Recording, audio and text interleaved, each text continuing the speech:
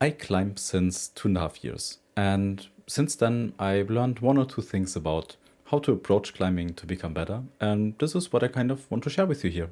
So hopefully you enjoy, hopefully you learn something new. The first thing that I want to talk about is rest that you should take, that I started taking. So maybe this would be interesting for you as well. For a majority of my climbing career, if you could call it that, I climbed for 3 to 4 times a week, which is quite a lot. I was like constantly fatigued. And this is quite bad. You just don't get stronger.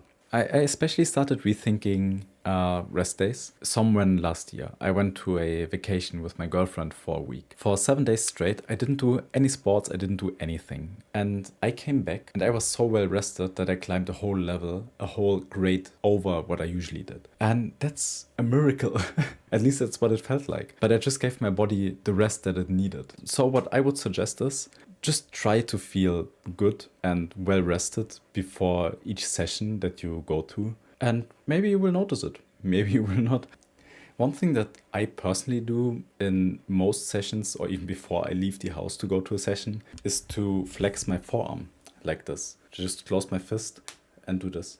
I just feel if my forearm is getting slightly pumped with this. And if it just is a weird feeling, then I actually just take another rest day mostly.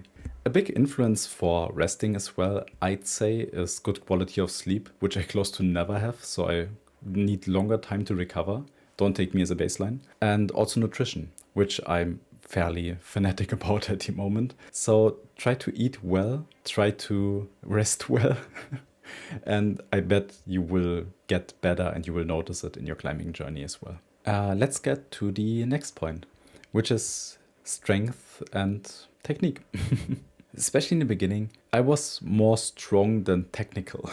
So for the first, I don't know, like 1 year, 1.5 years, I just used pure strength and that's it. If I cannot hold something, I'm too weak, so I have to get stronger. And this is not the most sustainable approach, I'd say. Maybe not only because you are more prone to getting injured, but it's also at some point you don't get stronger. At least in the things that you are trying to do. There's a maximum that you can reach. So that's where technique comes into play. But there's a funny interplay between that as well. Technique is something that helps you to use less strength, but to be able to apply technique, you also need to have some strength. I was way stronger than my technique level was at. So with just a little bit of technique catching up, I got a way higher mileage out of it. I had to use less strength on the wall, so I could climb harder, but I had this strength in reserve. You might not be strong enough to get this technique onto the wall, so you have to get stronger. And when you get stronger, you are able to put this technique onto the wall, get better in it, and then you don't need the strength all of a sudden. So now you are even again, and you should try to get better at one of them again.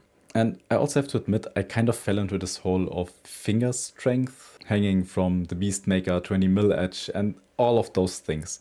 But in the end, they don't really matter. It's more about becoming a better climber, not a stronger climber. The strongest people are not the best climbers, and the best climbers are not the strongest, is what I want to say. The next part that kind of made me rethink, especially how to get technique onto the wall, was flexibility and also just being able to get into weird positions with your body. I'm a computer scientist. I'm sitting around like the whole day. So my body was extremely stiff. And I only discovered stretching for me like 4 months ago. And since then I've come a pretty long way. One really important thing that also changed for me while stretching is that my lower back got injury free. I don't have pain there anymore, which is a big plus. I can only recommend that. Especially important for being able to place yourself on the wall is your hip mobility. Can you open your legs completely? If not, well, that might hinder you. As well as getting your foot high up, getting high heel hooks and all of that. It's just way easier if you are flexible. You need less strength because you can get into positions easier. And that makes it easier to apply technique. I would recommend, and what I would change, I would just start stretching. I would do a little bit every day and then lots of stretching, like a big stretching session after or even before each bouldering session. Another aspect that I really thought about is the cost of gear that one could get. In the beginning, I ran through, I don't know, 5 pairs of climbing shoes, and I always thought they're holding me back, which is most probably not the case. I just couldn't use my feet, I just couldn't stand. And then I couldn't stand myself. Like and subscribe. So I just went through like way more climbing shoes, even through a horde of them before I found a climbing shoe that really fits me. And with that, I can even look. So what I just want to get to is, of course, you need to experiment with your gear to a certain degree of what fits you well and what works well. But looking back, there's so many purchases that I just didn't need to do. Don't tell my girlfriend, please. And I would just tell myself not to do them. Rather look into the important things like good chalk. Downsizing is also not as important as I at least thought. My feet at least got fairly strong at some point, and I will not show pictures here. And it doesn't really matter if I downsize. At the moment I still do, but I might just not do that in the future. It doesn't hold me back. I'm not at this level, and most of us talking and watching here are not at this level where the shoe impacts your climbing. And that's a sad truth. One really important thing for me though is good crash pads.